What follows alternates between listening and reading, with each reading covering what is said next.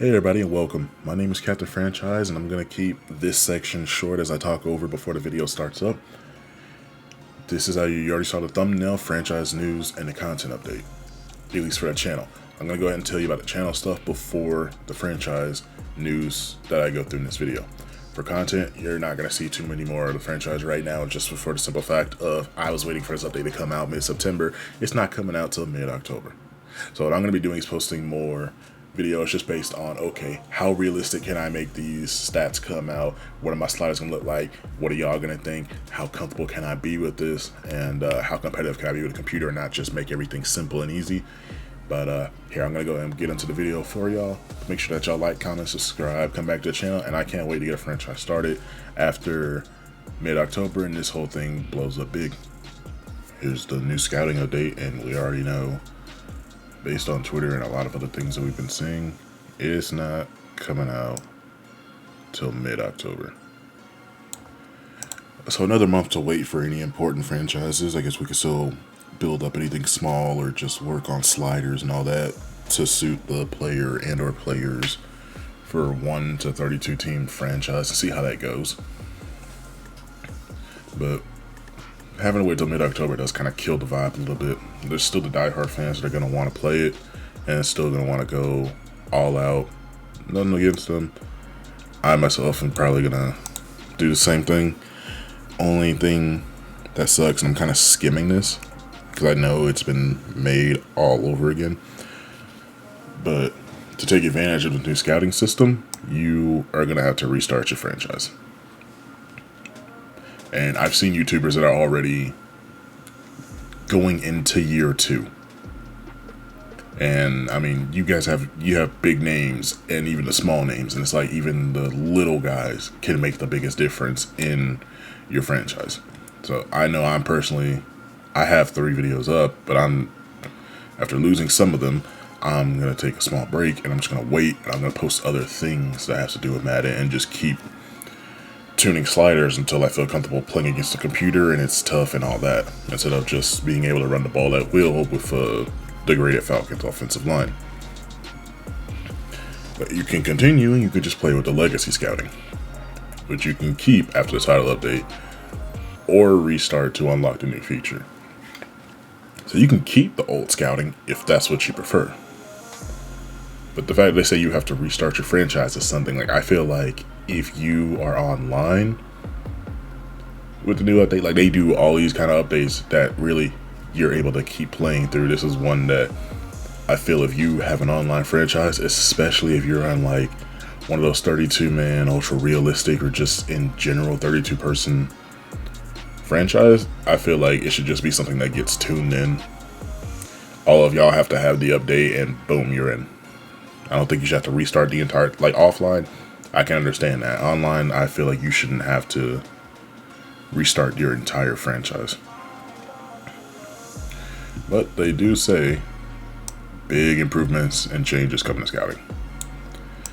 I mean, it's been years since we've had something new come to scouting. I've been waiting for something similar to what we had back in the Madden 15 days where I was able to look at specific stuff. Because if I'm being honest and I go to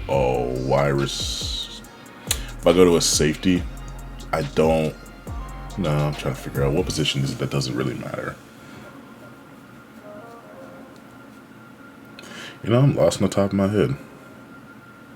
I'm gonna cut back when I finally think about it. What position has ratings that pop up that don't really matter? Okay, now I'm back. I thought about it.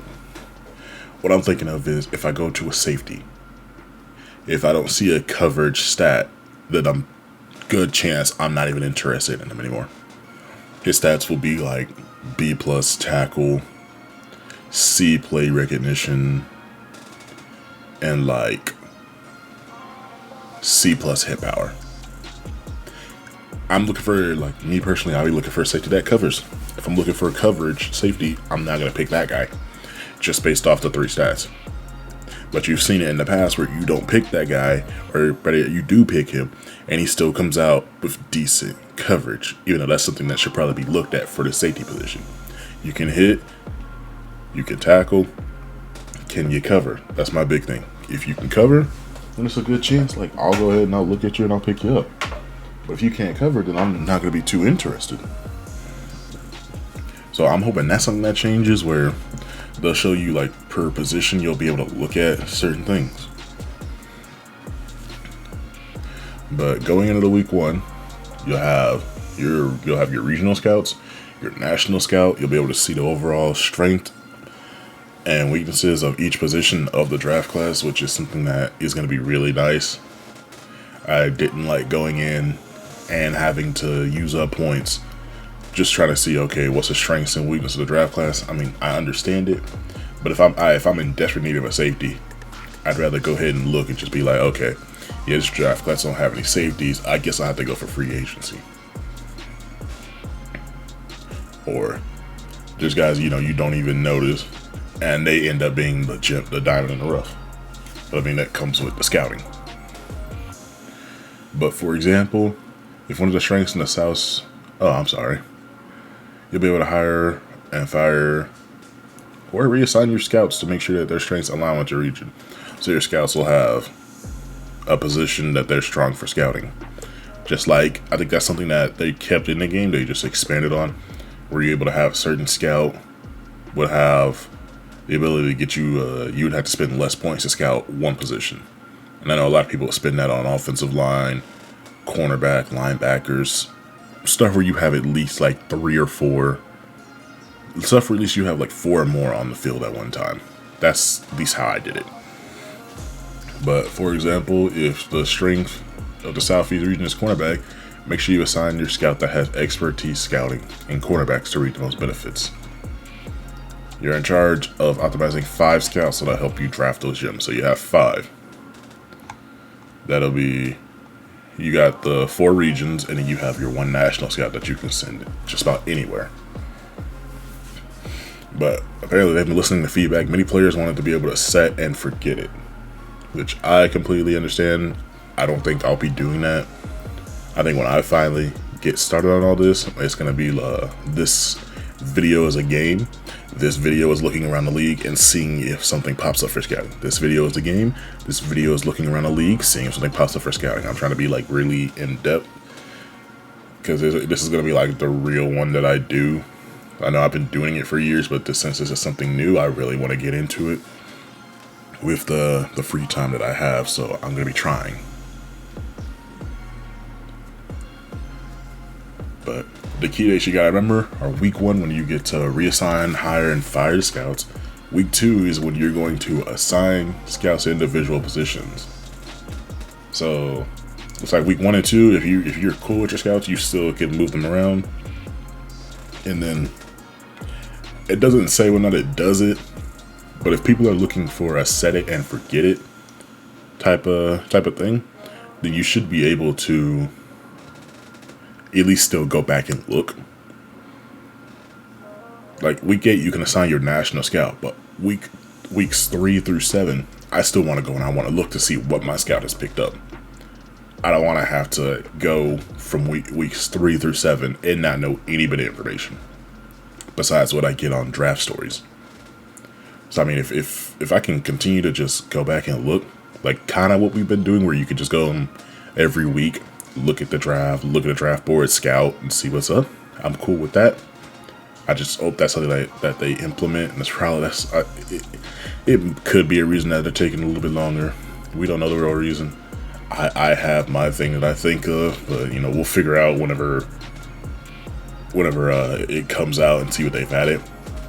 But week 11, you can choose 3 players to focus on.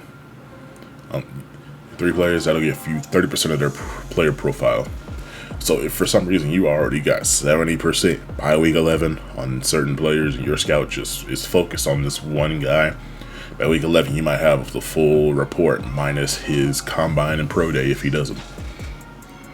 The free agency stage 3, which will be right after the second signing period, so the final signing period and right before the draft. You'll be able to choose 3 players to host a private workout where you'll unlock 40% of their profile. By that point, I'm pretty sure like those are going to be your top 3 guys. I would spend it because I think the way they get spent a lot of time would be people are going to go for their whatever their top three is. Whoever they think they're going to be able to land in the first round, or they're going to look for their backup plan, like if they can't land this number one dude. I say, spend one in the first round where that's going to be your pick, or you're going to do all that to go get them. You don't want anybody else getting them. That's where you're going to go. Spend one kind of towards mid round. Somebody that you might be able to get some playing time, still be a role player. And then go look for that gem in rounds like 5 through 7. Go look for that gem with your final one, and it's like, I think you got to trust what you're doing. Do it how you want to do it, but I know I'd definitely spend one or two within the top 3 rounds, and then one is going to be later. But moving on, each process has key percentage unlocks along the way. Them being 1, 10, every 10, 70, and 100%. At 1%, you get the base information about the prospect. You're going to get the name.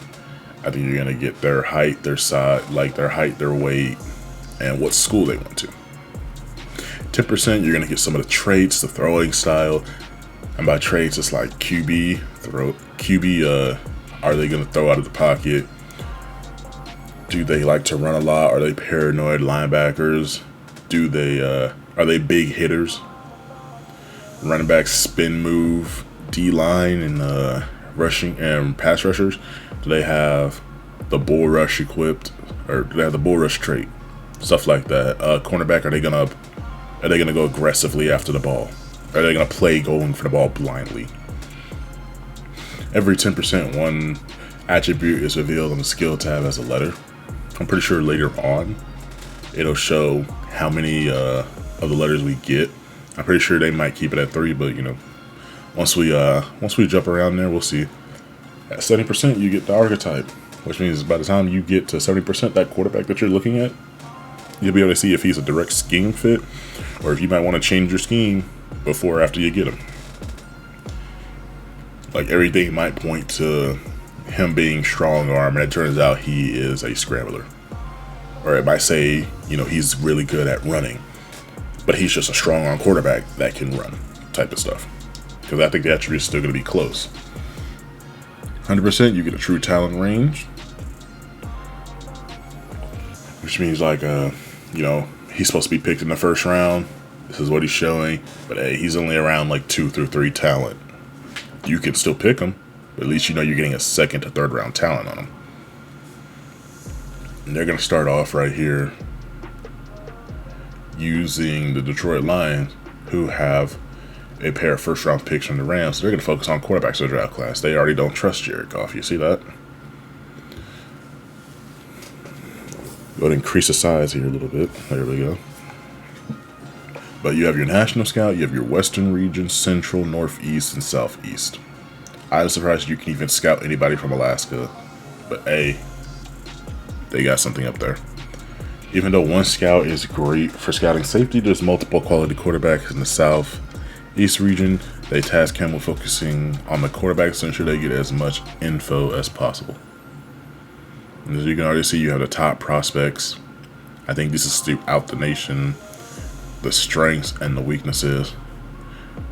And it's looking at national region. So this is across the whole country. Strengths of the class are going to be cornerback, defensive tackle, quarterback.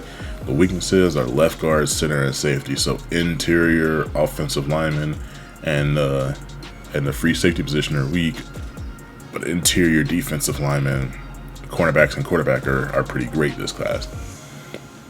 So even this would be a great time for you to go get a quarterback, get that 1st round running cornerback that you want, or that in-depth defensive tackle that can get some quality play time in.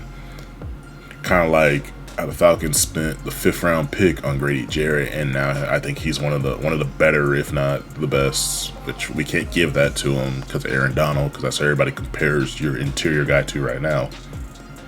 But one of the better defensive tackles in the league right now, and he was a 5th round pick. I'm curious to how deep the strength of the class will be. Will they go all the way down rounds 1 through 7? And will the weaknesses stop early in the round? I mean, you're still going to have your strong suit guys. Or it might be like round 1 and 2, and then after that, it's just an immediate drop off to 60s and 50s with the parity that Madden has had in the past few years. But, you have your regional breakdowns, southeast right here, northeast. All of this is central, southwest, and this should be northwest up here. I think Alaska will also go with northwest, and I think Hawaii might go. No, I'm sorry. Whoops, I messed that up. You have your regions right here: southeast, northeast, central, and west. So 1, 2, 3, 4. Alaska and Hawaii will be in west, and then your national scout can go over everything. But after an 0-2 start, they head into week 3. The first mock draft of the year becomes available. With our first picks projected as top 5, we're projected to grab a left tackle and a cornerback early on. Not a quarterback, but a cornerback. That's a left tackle and a wide receiver.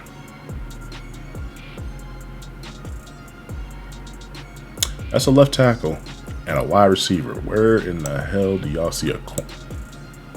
Ain't even a corner in a top 5, man. Okay. So I guess what they're looking for is they're saying we are going to grab, like they're projected to grab. This is what they want to grab, is a left tackle and a cornerback. Clearly the draft believes in Jared Goff despite the slow start. The first quarterback off the board was the Ole Miss signal caller, Cade Atkins. Going to the Philadelphia Eagles. Don't even see the Eagles on the board. I must be missing it. But with pick number 8. Okay, so not even top 5, but as you can see, if we go back up, strengths and weaknesses.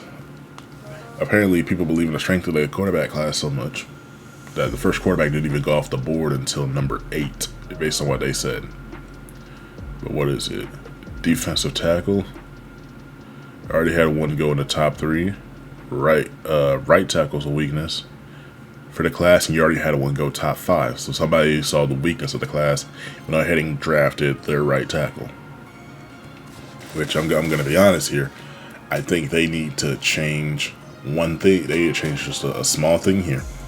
And it's something that's been asked for a while, and it's the positions. If the right tackle part of the class is weak, I'm going to go draft a left tackle. Or I'm going to get my right tackle early. Or I'm just going to go draft a left tackle in general and move him to right tackle. And boom, my problem is solved. What they need to do is based on positions, this should just be offensive tackle. Because how many times do you see guys get drafted and they start off they were a right tackle in college, now they're a left tackle in the NFL, they were a left tackle in college, now they're a right tackle in the NFL type stuff. Middle linebacker, I guess you could actually leave this one alone or switch it to interior linebacker. Off the ball, the 2 guys in the middle, or when you're in 3-4, your 2 middle linebackers, you're 4-3, anybody off the ball that's playing linebacker. Halfback, you can leave. Quarterback, you can leave. Defensive tackle, I mean that kind of varies in my opinion. 4-3 defensive tackle, be your 2 interior guys. 3-4, let's be honest, the 3 down guys are defensive tackles majority of the time. Sure, they might have a defensive end that's kind of a hybrid, but at the end of the day, he's still the interior. That's a defensive tackle in this point. Your outside linebackers or your traditional 3-4 outside linebackers, your 4-3 ends need to be classified as edge players, because where do they play majority of the time? On the edge. Pass rushers, setting the edge, hard run edge defenders, defending the edge. That's what they need to be called. So if you could change this to just offensive guard, offensive tackle, interior linebacker, or just leave it at linebacker, which was specified here, 4-3 stand-up linebackers, or your 3-4 interior linebackers, and a defensive tackle would be the interior defensive line, your 4-3 D tackles, your 3-4 interior linemen. I think that would be a better change. So now you just have offensive tackle, offensive guard, offensive tackle. and then you can leave this as D tackle. And now with the scheme, you can have it set instead of having a team that, and I've seen this happen, especially Madden 21. The Bengals, who were a 4-3, would constantly pick up Cameron Wake. And I can't tell you how many times I would see him just in pass coverage instead of rushing the passer or being down on the line of scrimmage. He would always be off the ball, and it wouldn't look that good. Now, he's probably a hell of an athlete in real life, but in the game, it doesn't translate like that. But back to this, because that was just a whole rant. Yeah, back to this, man. But Cade Atkins, again, they've never seen a window he won't throw into. So I think whether it's a good throw or a bad throw, whether he should make it or not, he's gonna take a chance. A beautiful spiral, that means like these are the traits. He's gonna throw a spiral. He's quick to throw the slightest pressure. That is paranoid. Knows when to throw the ball away. It means he's gonna throw the ball away. He's not gonna take the sack majority of the time. He'll go ahead and get it out and live to play another down. Exclusively plays in the pocket. It's more of a preferred thing. He's gonna want to stay in the pocket if he can. He's not gonna want to run around. And him being 6'3", 234, he probably isn't the fastest. They still don't know his archetype yet, but fast, violent, over the top throwing motion. Which I see quick. It's either a quick release or no. I think it's just quick release. So he'll have something close to, if not exactly, an Aaron Rodgers release.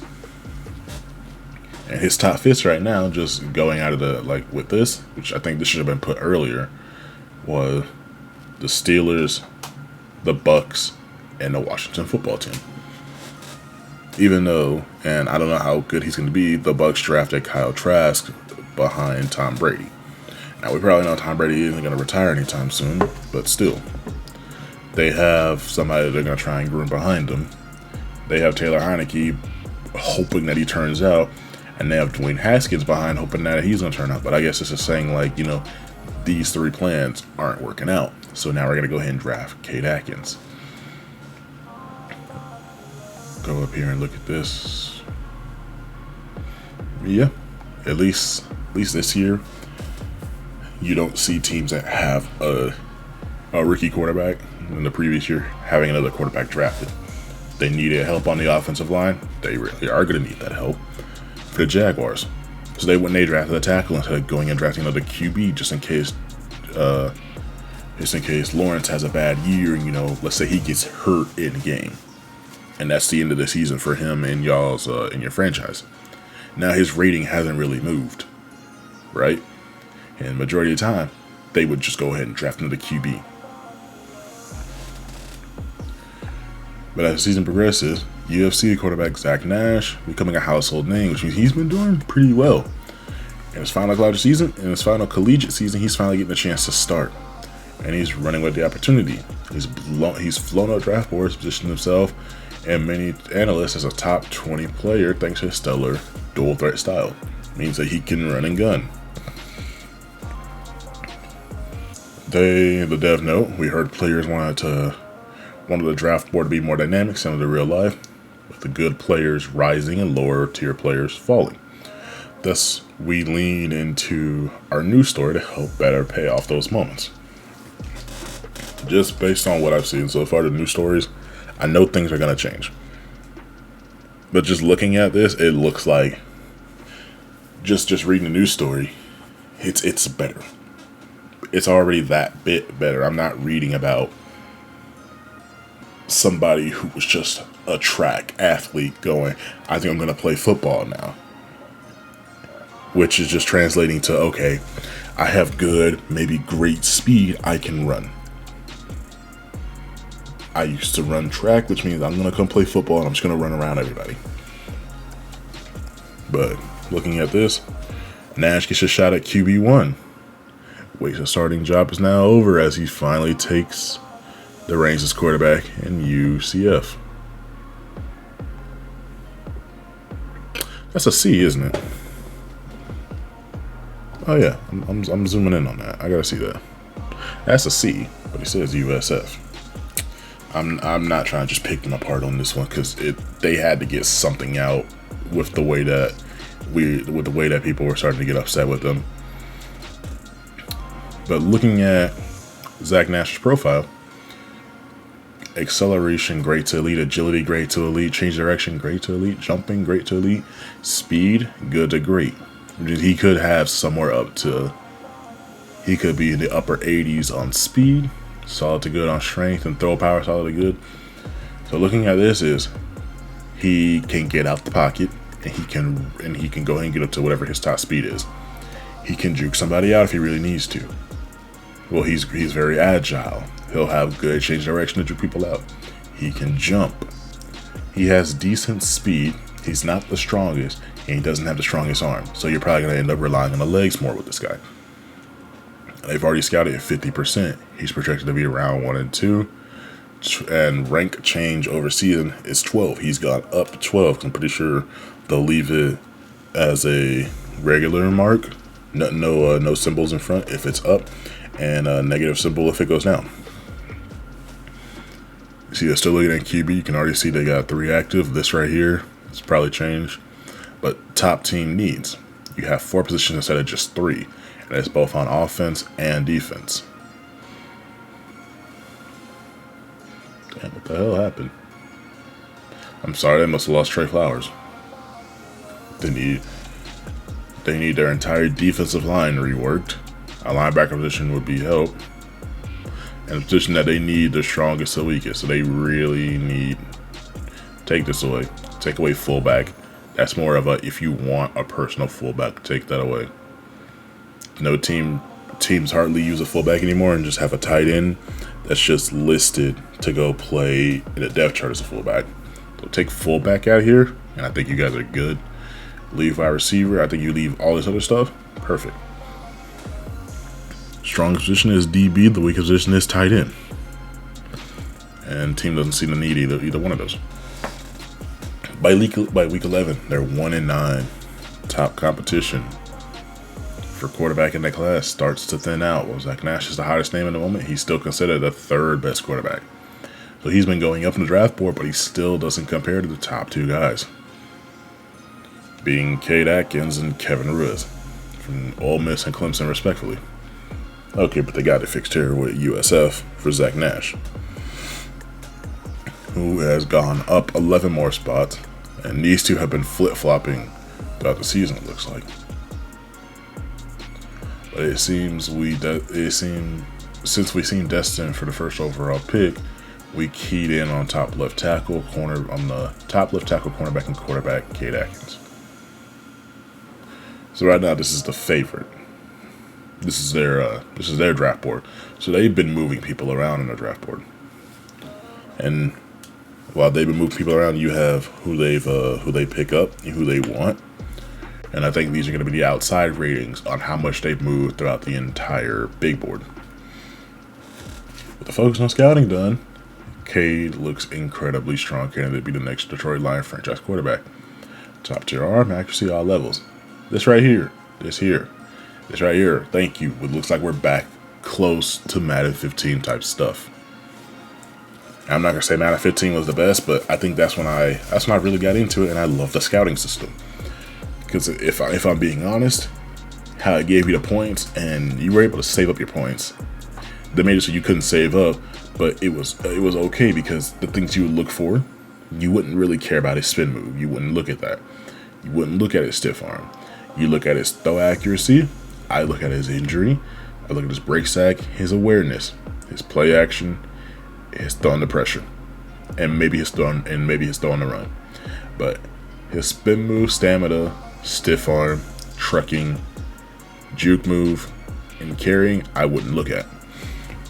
Because I'm not asking him to do all that. I'm asking him to be aware, throw the ball, get it out on the run if you need to, and be able to do some play action. But all these stats, I think this is already good. But you have your scouting report, which would be scouting report, which would be the player notes and the player profile. Your physics, which is how fast are they, how do they move, what you think about the throwing, and then your skills are the exact kind of are near exact ratings, instead of just getting what we usually get being just these three, or you might get this one and this one. You get like these five just mixed up as a quarterback. You get these five of accuracy, deep, mid, and short, throwing and running under pressure. You would get those at a random thing. It's supposed to be what's best, even though one would be better than the other. You would just get those five randomly throughout for a quarterback, and it didn't matter. You would never know his awareness. You wouldn't know. You might get a break sack, but you hardly would ever know his break sack ability. On some of them, you might even get carrying. But all you were looking for was his throw accuracy and his throw power. You would never get all three of these, because I mean his throw power was weak. But by week 17, Cade has really separated himself from the rest. The other top cornerback, Kevin Ruiz, wasn't as sharp as expected during the season. The Clemson product has very good accuracy, a good arm, but was not asked to lead Clemson offense in the same way Cade Atkins did. And it showed during his awareness grade. And he has enough awareness. And when it goes like this, if they can implement this of like in the draft, he was not as sharp as expected during the season. He has a good accuracy, good arm, but he wasn't asked to lead Clemson the same way Cade did at USF. If they can implement this part right here, just this, that'll go ahead and show me, okay. And then I look at that and I come down here, I look at his awareness. He's not asked to throw the ball that much. Yeah, he can throw. He can throw. He can throw under pressure. He can move a little bit, get a throw off. He can't juke anybody out. He's good at play action. He'll stay on the field a long time. He'll break a sack if he needs to. But he ain't going to be aware of what's coming. It's probably a quarterback you can blitz a lot. Until he gets that awareness up. This is somebody, if somebody in my division were to pick this guy up, I would be blitzing a lot. Some of them will get home, some of them won't. I'll be leaving people open, but that's a chance I'm willing to take. I'm hoping that he doesn't see the blind side hit coming. Because he might break the first sack, but he's not going to, if he starts running, he's not going to juke anybody out or hit a spin move. He might give somebody the stiff arm, but he can throw. This is that guy that you're going to want to sit in the pocket, have a run first type of scheme, that power running scheme, and make it so he doesn't have to throw far at all if he has to throw. You always want to be ahead of the chains with this one. This will be like a Tom Brady-esque type of quarterback. You got a good run game, you got a good defense. He just doesn't have the awareness to be sitting up in the pocket going, I need to find somebody. You need to give him a quick read and keep it moving. Something short. Basically a West Coast quarterback that doesn't need to have the ball in his hands too much. You run the ball, you do a play action, make sure something's open, and get it to him. At the combine, both top two quarterbacks did their part, but neither showed unbelievable athleticism with 4.93 and 4.96 40 times. USC quarterback J.T. Gilchrist ran a 4.59 while impressing the scouts with abilities to make throws off the platform. There's an injury risk around him, but he's someone to keep an eye on. I'm going to scroll back up here for a second. Where is your injury? A is he has an injury up here of an A. He has an injury of a C. So although he might be could be a riskier pick, depending on the scheme he goes to, it's a good chance he'll be on the field a little bit longer. He can take the hit, and he probably has had to take hits. He might get injured quite a bit. So you're almost looking at like an Andrew Luck, depending on the team that you get, to an RG3. I hate to make that comparison, but it was a rookie injury that messed up RG3's career, and then coming back, and it was never the same. You had Andrew Luck, who was constantly getting pounded on, but would keep trying to get up and just keep moving forward. Yeah, he had some injuries where he wasn't able to do anything about it, but if you go hit him, he'd give you a compliment on how good your hit was, and you keep on moving. Being able to view the pro day and the combine times to compare and contrast was feedback we heard from players. We made sure to keep this aspect of scouting authentic, where you will sometimes see better drills for a player at pro days compared to the combine. In the NFL combine, I think everything is electric. Everything is by machine or by laser. Sure, you have guys up in the stands that are going to do their hand timers, but everything by the eye. But it's like everything here is so much more precise, and I think guys are more nervous. And it's like, okay, they have to perform, and some of them make a mistake. But now you can see acceleration. All this in the previous picture, it was good. It was great to elite. No, now you know he has elite acceleration. He has great agility, based on his 3-cone time, and his shuttle. It has great agility. His jumping is elite with 10 feet for a QB. His strength is solid with 14 reps. His throw power is good. So he might not have the strongest arm, but he's able to. But as I said previously, he's able to make those off-platform throws. However, the guy that stole the show was 6'2" cornerback out of Utah, Bradley Cherry, the winner of the Best Cornerback Award, and ran a 4.34 with a 6.77 3-cone time, and solidified himself as a top 10 pick. Cherry managed to one-up himself at his pro day as he ran a 4.340 in front of all 32 NFL teams. So, like I said, hand time versus laser. Hand time versus laser. Sure, it's like laser, you ran a 4.34. Hand time, there's a little bit of delay from the distance, and as soon as you cross the line, they push the button in anticipation of him crossing the line, probably. So, he got that 4/10 of a second, that 4/100 of a second off, which it helps. It makes him look even better. Private workouts, they decided to host Cherry, Armstrong, and a first-round receiver, Pat Wiley from LSU. With the first and the 6th overall pick by this point in the draft, in the first round, they have a chance to truly double up on elite talents early. Wiley ran a 4.39 at the combine and is well known for his vertical threat and kick return skills. Armstrong is your prototypical long, fast cornerback with excellent ball skills. However, Cherry is the best in the country. If Cherry, the best cornerback in the country, falls to 6, it'd be difficult not to take him there. So you already have your backup plans in case he gets drafted early. But if he falls to 6, how could you not take him? We've arrived at the NFL draft, and our first pick, we selected Cade Atkins from Ole Miss, the big arm quarterback. Football IQ and accuracy were all more than worthy of the first round pick at 76 overall. That doesn't say his overall just yet. Yeah, it doesn't say overall. I think they're going to leave that alone for right now. But you can see overview, and I'll probably click on the skills in a minute. Overview, his athletic ratings is what you're going to get, because these are more of his physical traits. When they click skills, you'll get more of his other traits. But he's 6'3", 234, 23, a right-handed quarterback at Ole Miss who's a strong arm QB. He has 93 throw power, which is something that people are really looking at. He got 73 speed, 77 change of direction and agility, 81 acceleration. He has 58 jumping and 72 strength. Luckily, Bradley Cherry was there, so they made the pick at number 6 and turned out to be quite impressive at 77. Again, no overall here. But he has 94 acceleration, 90 agility and change of direction, 85 jumping, 95 speed, and 70 strength. You virtually, just based off all this, he's 6'2", 183.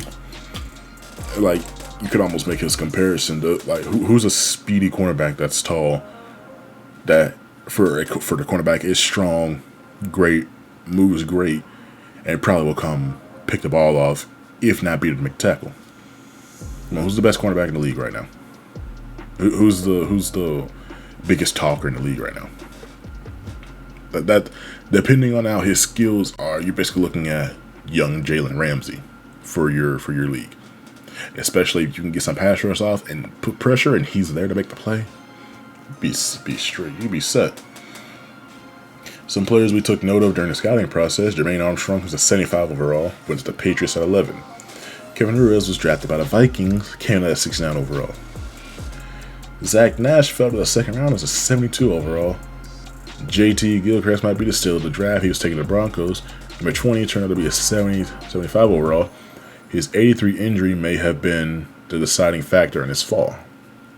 You know, injury problems. People don't want to take that immediately, but the Broncos are willing to take that chance on him. We hope that you enjoyed this following walkthrough. One example of scouting will bring stories you can create your franchise. Don't forget to come back for more gridiron notes. Stay in the conversation by following. So, after going through all this, it still leaves me with one major question. And that is, what about draft classes? What about those ones that we download or we upload ourselves, the ones that we make or the ones that we trust people to make? For PS5, where I'm at, Bango makes realistically good draft classes. You got some people that love that franchise guy draft classes. That's the roster I'm using, and that's why I'm waiting to put more videos out. I got the roster I want. I'm waiting on this, and I got some draft classes that should be good to keep it more realistic for the rookies. Are the ratings still going to be kind of whack? Where with this draft class they have, who is it? Justin Fields is like a 73, 74 overall. I think in regular Madden, he's no higher than like a 70, 74, 73. If he doesn't have the best of years because of scheme, is a QB still going to go draft his quarterback that's like an 80 overall? Like, let's say you have just a bad year, you get the number 1 overall pick. Are they still going to go draft that number 1 overall QB? And just be like, yeah, Justin Fields, we know we spent the first round on you last year, and you're probably generational talent, but we're going to go with this guy. Or, you know, same thing with different positions. Those rookies that have great upside, some have superstar development, that just don't have the highest rating and get put behind a normal dev player who won't do a lot, but because they're behind them, they're not going to get any of the reps or the XP they need to move up. What about the draft stories when we upload our own draft class? Are those just going to cut out like they do in the previous Maddens? Are they going to implement that? I mean, I hope that's what's taking them so long, is them trying to get the ratings a little bit better, for a little bit better disparity, you know, where you're not drafting your next QB after you already drafted your first round QB that, you know, could be good. I understand the situation of a bust, but I've already seen it where Justin Fields gets overtaken by somebody else, and I've seen the QB draft another quarterback and put it over Trevor Lawrence, stuff like that. But I'm big on the draft story thing. I like it. I just really hope that with the way things move out, that I hope that when I upload my draft class and everything into my franchise, that I don't lose these draft stories, that instead the computer might pick randomly and go on with it, see some of the ratings and adjust, instead of me having to make up my own, which I think I can do. But I've seen people make up their own stories because they don't even trust the Madden stories. Like, they have their own draft class, and it's like, okay, as soon as you upload it, that's it, no more draft stories until that person gets picked, and it's the same generic stuff.